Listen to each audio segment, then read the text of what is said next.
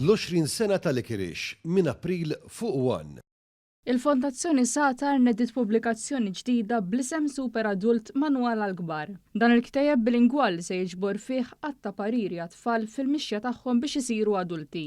Il-pubblikazzjoni tinkludi fiha ġabra ta' temi fosthom il-volontarjat, l-edukazzjoni, l-sports, l-vjaġġar u oħrajn, punti relatati dwar kif l-adulti jiffaċċjaw kull każ. Aktar minn 4,000 kopja ta' Super Adult Manwal għal-Kbar se jitqasmu b'xejn lill-istudenti kollha li attendu l-5 sena fl-iskejjel tal-Istat, tal-Knisja u dawk indipendenti. Din it-tnedija saret fl-iskola primarja ta' Ħażebbuġ Kulleġġ San Injazju miċ-chairperson tal-Fondazzjoni Satar Elaine Ġermani, il-Ministru għall-Inklużjoni u l-Volontarjat Giulia Farrugia Portelli u l-Ministru għall-Edukazzjoni, l-Isport, iż-Żgħażagħ, ir-Riċerka u l-Innovazzjoni Clifton Grima fil-preżenza tal-Kap Eżekuttiv tal-Kunsill Malti għas-settur tal-Volontarjat Mauro Paċ Paraskandolo.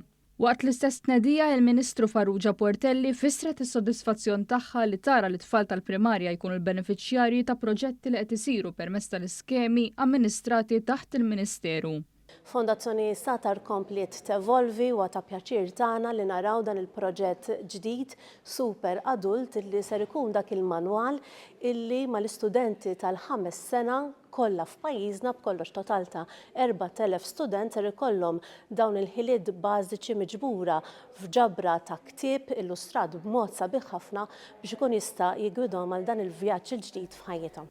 Sa dan it-tant il-Ministru Grima qal li din il-pubblikazzjoni tkompli turi kif l-edukazzjoni tmur lil hinn minn dak li jiġi mgħallem fl-iskejjel.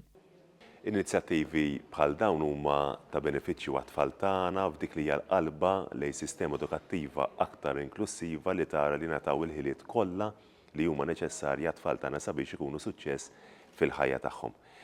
Il-pubblikazzjoni ġiet iffinanzjata permezz ta' Small Initiative Scheme amministrata mill-Kunsill Malti għas-settur tal-volontarjat. Għal-verżjoni diġitali tal-pubblikazzjoni b'xejn, wieħed għandu jżur is-sit satar.org.mt jew l-app tal-Fondazzjoni Satar.